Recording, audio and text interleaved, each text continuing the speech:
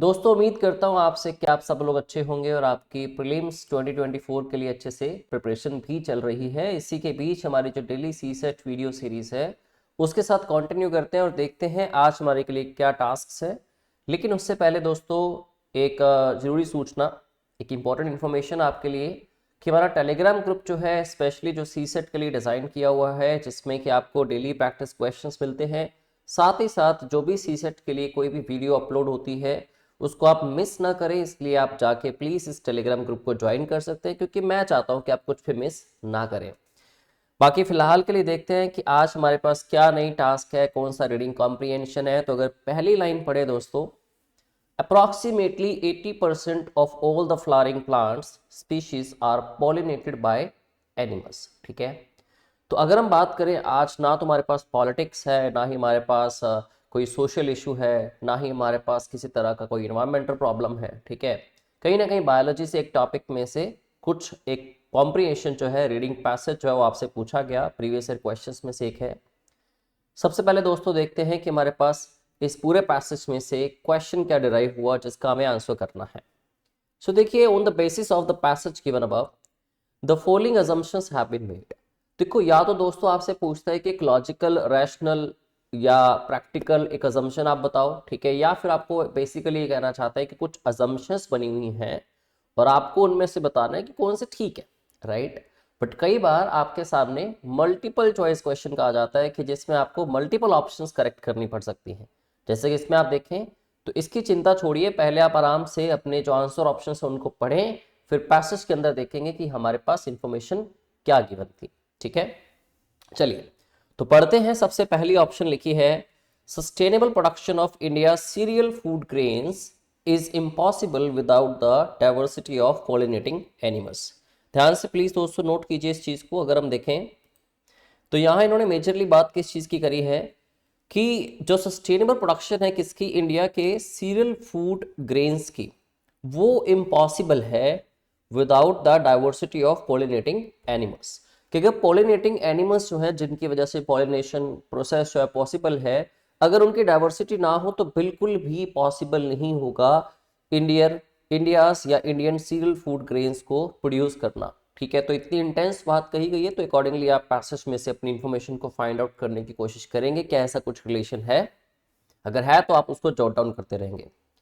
Well, second option देखिए दोस्तों, monoculture. Monoculture आप जानते हैं, जहां पे मोनो वर्ड आता है दोस्तों, मोनो का मतलब हमेशा वन होता है। ठीक है, चाहे आप क्रेसी के साथ लगाते हैं अगर, तो मोनोक्रेसी अगर आप बनाए तो क्रेसी दोस्तों क्या होती है, क्रेसी मीन्स गवर्नमेंट, और जहां पे मोनो वर्ड आ गया मीन्स जहां पे कोई भी एक पर्सन पूरी गवर्नमेंट को चला रहा है या फिर रूल करता है। ठीक है, ऐसे आप मोनोपोली मार्केट की बात कर सकते हैं, जहां पे सारे डिस्ट्रीब्यूशन राइट्स जो होते हैं वो किसी एक पर्सन के पास होते हैं।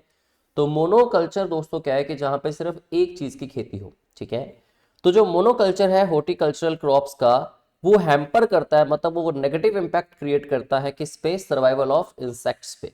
तो हमें मेनली ये फाइंड आउट करना है कि जो सर्वाइवल ऑफ इंसेक्ट्स है, क्या वो डिपेंड मल्टीपल क्रॉप्स पे करते हैं, कि वहां पे मल्टीपल क्रॉप्स का होना इंपॉर्टेंट है। अगर ऐसा है तो फिर ये ऑप्शन ठीक हो सकता है। ठीक है, तो आपको चाहे ऐसे फाइंड आउट कर लो कि मोनोकल्चर अफेक्ट करता है, चाहे ऐसे फाइंड आउट कर लो कि बेनिफिशियल है सर्वाइवल ऑफ इंसेक्ट्स के लिए, कि मोनोकल्चर का ना होना, मल्टीपल वहां पे क्रॉप्स होना।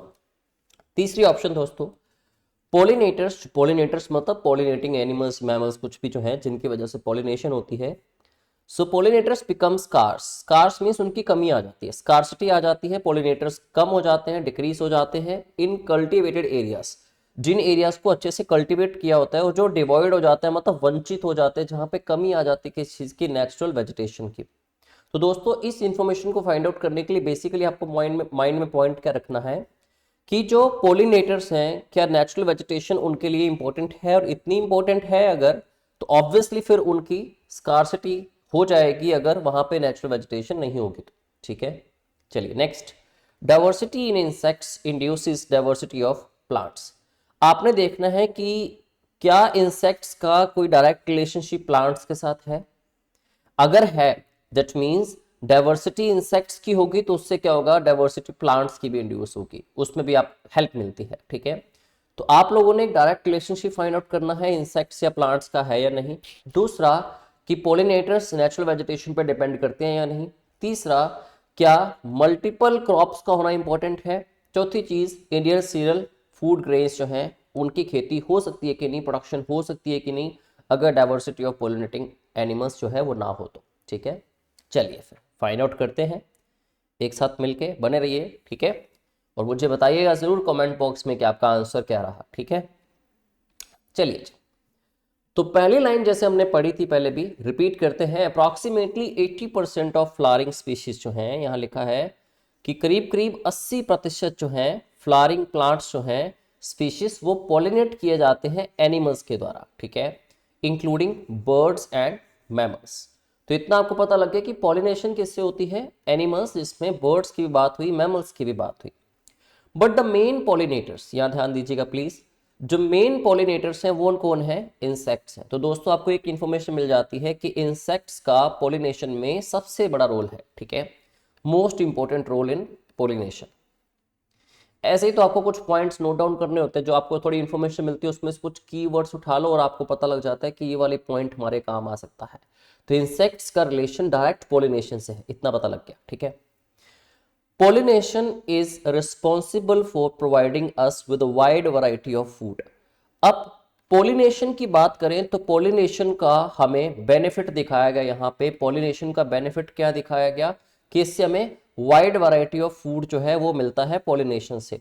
और pollination में सबसे बड़ा रोल किसका है दोस्तों, इंसेक्ट्स का। 2 पॉइंट में ध्यान में रखिएगा। ठीक है, इसके साथ साथ as well as many plant derived medicine, इसके साथ साथ हमें प्लांट डिराइव्ड मेडिसिन भी मिलती हैं। ठीक है, जिनको हम औषधियां कहते हैं। At least 1/3 of the world's agricultural crops depend upon pollination. That means pollination के ऊपर डिपेंडेंसी भी बहुत है। तो अभी तक दोस्तों ध्यान रखिए, तो पॉलिनेशन बहुत ही मेजर कॉन्सेप्ट है। ठीक है, और पॉलिनेशन के लिए सबसे बड़ा रोल कौन प्ले करता है दोस्तों, इंसेक्ट्स। ये 2 पॉइंट मेजरली हमें मिले।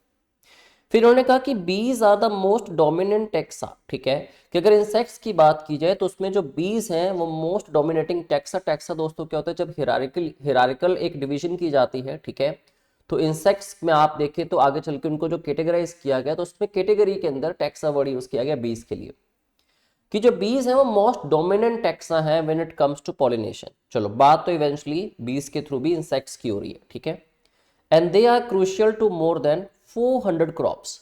400 क्रॉप्स के आसपास जो है उनके लिए क्रूशियल है कौन, बीज। और बीज किस में आए, इंसेक्ट्स में। ठीक है, मतलब मल्टीपल जगहों पे मल्टीपल क्रॉप्स की पॉलिनेशन में इंसेक्ट्स अपना बड़ा रोल प्ले करते हैं। और पॉलिनेशन के फायदे बहुत है और करवानी है आपने तो इंसेक्ट्स बड़े इंपॉर्टेंट है। ठीक है, यहां तक इतनी इंफॉर्मेशन हमने कलेक्ट करी।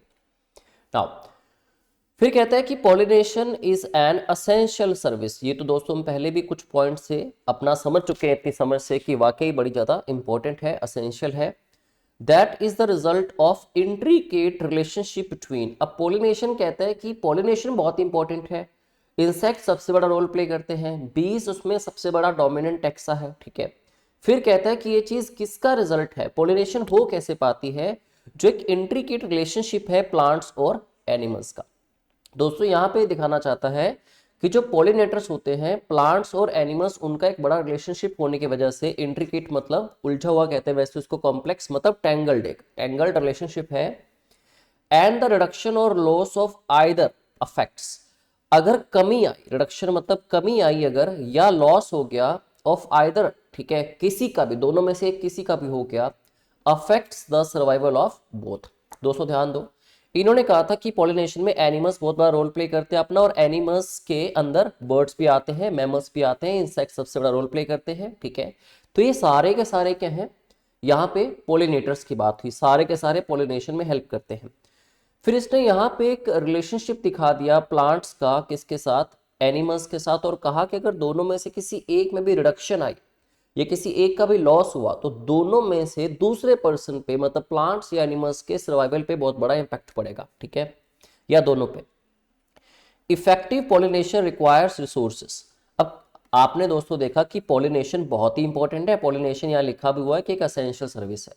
पॉलिनेशन में हेल्प करने वाले कौन है, सबसे बड़ा रोल किसका है, इंसेक्ट्स का, और उसमें सबसे बड़ा टैक्सा कौन है, बीज। इसके अलावा और कौन हेल्प करते हैं पॉलिनेशन में, एनिमल्स हेल्प करते हैं, बर्ड्स हेल्प करते हैं और मैमल्स हेल्प करते हैं। फिर एनिमल्स का किसके साथ रिलेशन क्रिएट किया इसने, प्लांट्स के साथ। इंट्रिकेट रिलेशनशिप है कि अगर दोनों में से किसी को भी फर्क पड़ा तो दोनों का सर्वाइवल मुश्किल हो जाएगा। अब पोलिनेशन क्योंकि बहुत इंपॉर्टेंट है, पोलिनेशन के लिए कह रहा है कि रिक्वायर्ड होते हैं कुछ रिसोर्सेस सच एज क्या चीज, refuses of pristine natural vegetation. Pristine होती है दोस्तों बिल्कुल फ्रेश ताजी, ठीक है, जिसको आप अलग कंटेक्स्ट में देखें तो उसका मतलब प्योर भी होता है। तो मतलब आप पोलिनेशन के लिए क्या चाहिए, आपको नेचुरल वेजिटेशन की रिक्वायरमेंट है, ठीक है। तो यहां से आपने सारे रिलेशनशिप क्रिएट कर लिए। पीछे एक और लाइन इंपॉर्टेंट कही गई थी कि bees are the most dominant taxa, और ये जो होते हैं when it comes to pollination, जब बात पोलिनेशन की आती है बीज के थ्रू, तो वो क्रूशियल है मोर देन 400 क्रॉप्स, मतलब मल्टीपल क्रॉप्स के लिए वो क्रूशियल है, इंपॉर्टेंट है, असेंशियल, राइट। आई होप सारी इंफॉर्मेशन आप कलेक्ट कर चुके हैं। पूरे के पूरे पैसेज में आप मेरा साथ देंगे इस चीज में कि पहली ऑप्शन तो गलत ही होगी, सीरियल बेस्ड या सीरियल फूड ग्रेन्स की तो एक दफा भी बात नहीं हुई, राइट, पर्टिकुलरली ऐसी कोई बात नहीं हुई। अब दोस्तों क्योंकि बात की गई थी वहां पे कि 400 क्रॉप्स की जब बात हुई, तो monoculture of horticultural crops hampers the survival of insects, ठीक है, क्योंकि मल्टीपल इंसेक्ट्स हैं, मल्टीपल उनकी डाइवर्सिटी जो है मल्टीपल क्रॉप्स के लिए वो क्रूशियल है। तो ऑब्वियसली जो मोनोकल्चर होगा वो इफेक्ट डालेगा। तो ऑप्शन आपका जो सेकंड ऑप्शन है that is consider to be correct और नॉट। आप अगर ऑप्शन की हेल्प लेना चाहें तो आप ले सकते हैं, आपको आंसर देना है ना। आप ये देखिए ओनली वन तो आपका गलत हो गया। अब क्योंकि फर्स्ट गलत है तो सी भी गलत हो गया क्योंकि इसमें भी फर्स्ट था। अब दोस्तों मैं आपको पहले एक हिंट दे देता हूं, आप ऑप्शन से जल्दी भी कर सकते हो कि आपको फाइंड आउट करना है कि 2, 3, 4 है, दूसरा है 3 एंड 4। तो मतलब 3 एंड 4 तो दोस्तों करेक्ट ही है, चाहे पढ़ो ही ना आप, ठीक है। 3 और 4 को तो आप ना भी पढ़ो तब भी चलेगा, आपने बस ये देखना है कि सेकंड ठीक है या नहीं। तो दोस्तों यहाँ पे आप देखें तो सेकंड डेफिनेटली करेक्ट है कि अगर मोनोकल्चर होगा हॉर्टिकल्चर का तो इंसेक्ट्स का सर्वाइवल नहीं हो पाएगा, क्योंकि हर एक इंसेक्ट जो है, जैसे बीज जो है वो 400 क्रॉप्स के लिए क्रूशियल हैं, तो वैसे ही बाकी के इंसेक्ट्स जो हैं, एनिमल्स, बर्ड्स, मैमल्स हैं, वो अपने अपने क्रॉप्स के लिए वैसे क्रूशियल होंगे। पोलिनेटर्स बिकम स्कार्स इन कल्टीवेटेड एरियाज, ठीक है, जो पोलिनेटर्स हैं वो कमी आ जाती है उसमें अगर कल्टीवेटेड एरियाज की बात करें जहां पे वेजिटेशन नहीं होती, ये तो आपने पढ़ ही लिया था, ठीक है। तो ये भी करेक्ट है। Diversity in insects induces diversity of plants, अगर जो इंसेक्ट्स हैं उनके अंदर डाइवर्सिटी आएगी तो प्लांट्स में भी आएगी। ऐसा क्यों? क्योंकि हमने देख लिया था दोनों का कहीं ना कहीं एक रिलेशनशिप है, इंट्रिकेट रिलेशनशिप है, और यही चीज फोर्थ ऑप्शन सेकंड से भी रिलेट करती है। तो डेफिनेटली दोस्तों आपके इस क्वेश्चन का आंसर क्या हो जाएगा, option number 2, second, third and fourth. I hope सबको समझ आया कि ये आंसर क्यों आया, और आपको थोड़ा आइडिया भी मिला कि जब हम पैसेज पढ़ते हैं तो किन मेजर चीज़ों का ध्यान रखना है। ऑप्शंस जो है, आंसर ऑप्शंस थोड़ा ध्यान में रखते हुए फिर हम अकॉर्डिंगली सर्च आउट करते हैं कि हमें कौन सी इंफॉर्मेशन चाहिए, और थोड़ी बहुत भी मिलते ही उसको हम अलग से पॉइंट्स को अपने हिसाब से कनेक्ट करना स्टार्ट कर देते हैं, ठीक है। इसी तरह बने रहिए इस सीरीज के साथ। और जो हमारा बैच 3 है सक्षम कोर्स, सी सेट कोर्स, उसके एडमिशन्स दोस्तों चल रही हैं, आप कनेक्ट कर सकते हैं हमारे साथ, ठीक है। बाकी अपना ख्याल रखिए, तब तक जल्दी आपसे मुलाकात होगी। Thank you very much.